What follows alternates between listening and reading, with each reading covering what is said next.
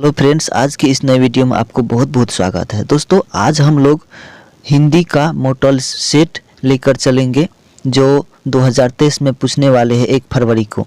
तो वीडियो को अंत तक ज़रूर देखें और सवाल का जवाब देते रहिए ऑब्जेक्टिव का।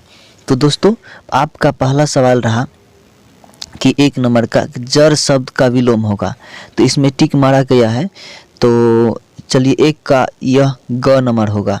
2 का सुक्ति शब्द का संधि विच्छेद है, तो सुक्ति का तो सूज और उक्ति, इसका जो राइट आंसर होगा वह हो जाएगा ख नंबर। चलिए, 3 नंबर का क्वेश्चन कहता है कि कपड़ा शब्द का पर्यायवाची शब्द होगा, तो होगा वसन, पदम, उदक, मृगांक, तो इसका राइट आंसर क नंबर का होगा। ठीक है। और अगला क्वेश्चन आपके सामने होगा कि समाज शब्द का लिंग निर्णय करें। तो समाज किस प्रकार का पुल्लिंग है या स्त्रीलिंग है वो निर्धारित करना है। तो हमें समाज जो है ना, समाज एक स्त्रीलिंग हो सकता है, तो समाज इसका राइट आंसर क नंबर होगा। सब धन वैश्य पसेरी मुहावरे का अर्थ है। सब धन वैश्य पसेरी मुहावरे का अर्थ है, तो इसका जो राइट आंसर हो वह होगा कि अच्छा बुरा सबको एक समझना। सब धन वैश्य पसेरी, अच्छा बुरा सबको एक समझना। अगला क्वेश्चन है शिव शब्द का विलोम होगा, विशेषण होगा। तो शिव जो है ना, शिव का विशेषण हो जाएगा सेव। शिव का विशेषण क्या हो जाएगा? एक सेव हो जाएगा।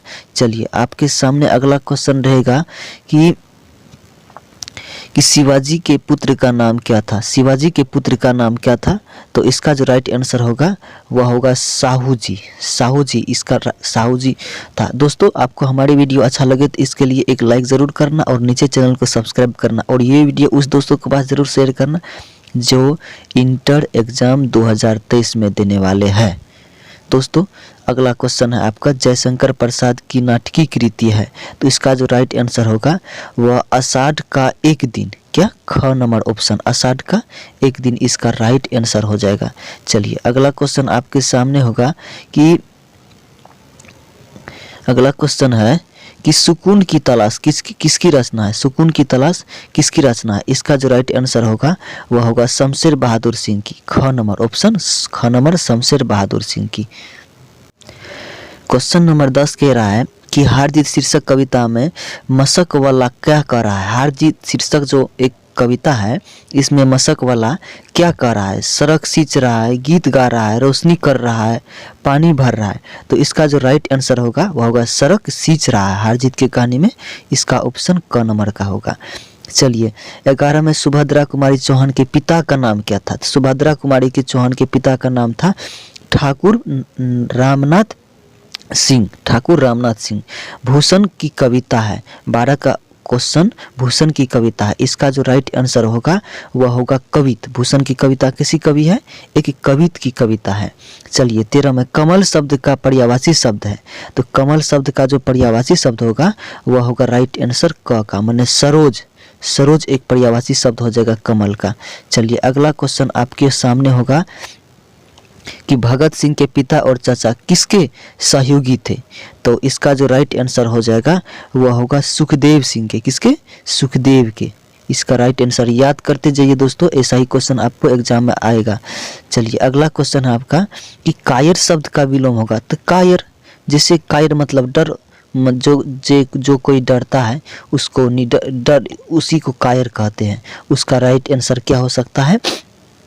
तो 15 का जो राइट आंसर होगा वह होगा बहादुर। कायर का विलोम बहादुर हो जाएगा, उल्टा। चलिए, 16 में चिड़ी मार कौन सा समास है? तो इसका जो राइट आंसर होगा वह तत्पुरुष समास होगा। चिड़ी मार, चिड़ी को मार, चिड़िया को मार, तत्पुरुष समास। चलिए, अगला क्वेश्चन आपका होगा कि सुंदर शब्द का पर्यायवाची होगा। तो सुंदर शब्द का पर्यायवाची शब्द एक मनोहर हो जाएगा। क्या हो जाएगा? मनोहर हो जाएगा। चलिए, अब रहेगा दोस्तों कि तपोबल का संधि विच्छेद करे। तो तपोबल का, तो तपोबल का संधि विच्छेद, इसका राइट आंसर क नंबर का होगा। तपह जोड़ बल बराबर तपोबल होता है। चलिए, 30 नंबर में उपवन में कौन सा उपसर्ग है? उपवन में उपसर्ग हो जाएगा। उपवन, उपवन उप उपसर्ग हो जाएगा। प्रेमचंद्र की रचना है, तो इसका जो राइट आंसर होगा वह पूज की रात होगा। पूज की रात। सब्ज बाग दिखाना मुहावरे का अर्थ होगा। इसका जो राइट आंसर होगा तो वह होगा क्या? लालच देना। इसका राइट आंसर लालच देना। चलिए अगला क्वेश्चन आपके सामने रहेगा कि तुलसीदास कैसे कवि माने जाते हैं। तो तुलसीदास कैसे कवि माने जाते हैं, तो इसका जो राइट आंसर होगा वह होगा एक साम्यवादी माने जाते हैं। क्या? साम्यवादी कवि माने जाते हैं। चलिए, जहाँ पहुँचना बहुत कठिन है कहलाता है, तो दुर्लभ तो बहुत आसान होता है लेकिन दुर्गम बहुत कठिन होता है। इसका राइट आंसर हो जाएगा वह क नंबर का हो जाएगा। चलिए अगला क्वेश्चन आपके सामने होगा कि प्रकाशित में कौन सा उपप्रत्यय है। तो प्रकाशित में कौन सा उपप्रत्यय है, तो प्रकाशित शब्द के अंत में जो रहता है वही प्रत्यय होता है। तो शब्द के अंत में इत लग रहा है, इसलिए इसका राइट आंसर क हो जाएगा। चलिए, नाक कटना मुहावरे का अर्थ है, तो नाक कटना मतलब अपमानित हो जाना, ये ना। इसका राइट आंसर क्या हो जाएगा? क नंबर का हो जाएगा। चलिए अगला क्वेश्चन आपके सामने होगा कि सज्जन शब्द का संधि विच्छेद। तो इसका जो राइट आंसर हो जाएगा कि सतजर जन हो जाएगा। इसका घ नंबर का ऑप्शन हो जाएगा। क्या? घ नंबर का सतजोर जन हो जाएगा। ठीक है। चलिए अगला क्वेश्चन रहा आपका कि यहाँ पे देखिए, जिसने यश प्राप्त किया उसे एक शब्द में कहा जाता है। जिसने यश प्राप्त किया यशस्वी, और सबसे तेज वाला को तेजस्वी कहा जाता है। चलिए याद रखिएगा, बड़प्पन में कौन सा उपसर्ग प्रत्यय है, तो शब्द के अंत में बड़प्पन। तो इसका जो राइट आंसर हो जाएगा वह हो जाएगा अन। क्या हो जाएगा? इसका राइट आंसर क नंबर का हो जाएगा। चलिए 40 में क्वेश्चन कहता है कि पुत्र वियोग में माँ ने किसके भाई को अपने लालच के को गोद से नहीं उतारा था। तो इसका जो राइट आंसर हो जाएगा 40 का हमारा आंसर हो जाएगा कीरो के भाई से। कौन सी? ख नंबर ऑप्शन, कीरो के भाई से। चलिए अगला क्वेश्चन होगा आपका, कौन सी कहानी चंद्रगुप्त शर्मा गुलेरी की नहीं है। तो उसने कहा था तिरिच, सुखमय जीवन, बुध का कांटा। सो इसका जो राइट आंसर हो जाएगा वो हमारा हो जाएगा तिरिच, ऑप्शन राइट तिरिच हो जाएगा। चलिए अगला क्वेश्चन आपके सामने रहेगा दोस्तों कि निम्नलिखित में से कौन से कवि निरीक्षर थे, माने पढ़ल लिखल अच्छा से नहीं थे। तो इसका जो राइट आंसर हो जाएगा वह हो जाएगा कबीरदास। कौन? कबीरदास एक उतना अच्छा पढ़ल लिखल नहीं थे। चलिए 43 में मीरा ने अपने प्रियतम किसे माना है। मीरा ने अपना प्रियतम किसे माना है। तो इसका जो राइट आंसर हो जाएगा वह हो जाएगा कृष्ण को। मीरा कृष्ण को राइट प्रियतम माना है। चलिए अगला क्वेश्चन होगा आपका कि ज्ञानपीठ पुरस्कार से सम्मानित है। तो ज्ञानपीठ पुरस्कार से कौन सम्मानित किया गया है। तो इसका जो राइट आंसर हो जाएगा वह उर्वशी। और उर्वशी के लेखक कौन है? तो रामधारी सिंह दिनकर।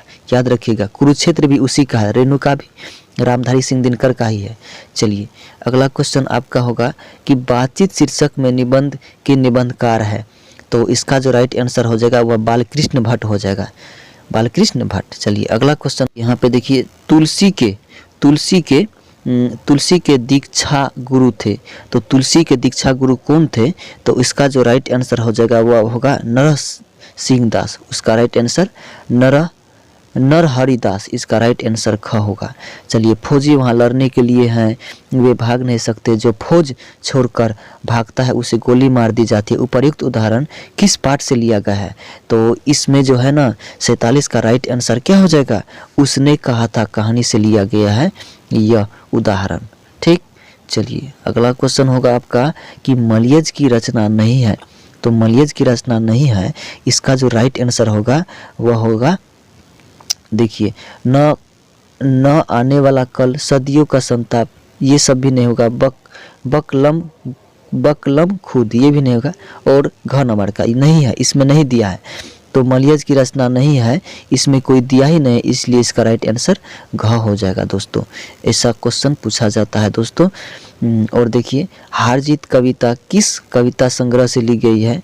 तो इसका जो राइट आंसर हो जाएगा वह क नंबर का दोस्तों हो जाएगा, क नंबर का। ठीक है। चलिए अगला क्वेश्चन होगा आपके सामने कि निम्नलिखित उदाहरण किस पाठ से लिया गया है। अपना देश पिछड़ा हुआ है बावजूद इसके कि हमने लोकतंत्र की स्थापना की है।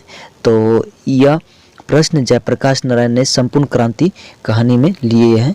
इसका राइट आंसर क हो जाएगा। चलिए दोस्तों, तुलसीदास किस काल के कवि है। तो वह एक भक्ति काल के कवि थे। ठीक। चलिए अगला क्वेश्चन होगा आपका कि गाँव का घर शीर्षक कविता किस संग्रह से है। इसका राइट आंसर होगा संयात्मा। क्या? संस्यात्मा। चलिए, मालती के पति का नाम क्या था? मालती के पति का नाम महेश्वर न था? हाँ, महेश्वर था। रंगून कहाँ है? तो रंगून कहाँ है? तो यह तो एक बर्मा देश में है ना, रंगून बर्मा देश है। और तिरिच के रचनाकार कौन है? एक उदय प्रकाश। दोस्तों याद रखिएगा, तिरिच के रचनाकार उदय प्रकाश। चलिए दोस्तों, आज के वीडियो बस इतना ही। और दोस्तों, हमारी वीडियो अच्छा लगे तो प्लीज़ एक इसके लिए लाइक करना और नीचे चैनल को सब्सक्राइब करना। ऐसे ही वीडियो के लिए हम आपको लाते रहेंगे। धन्यवाद दोस्तों।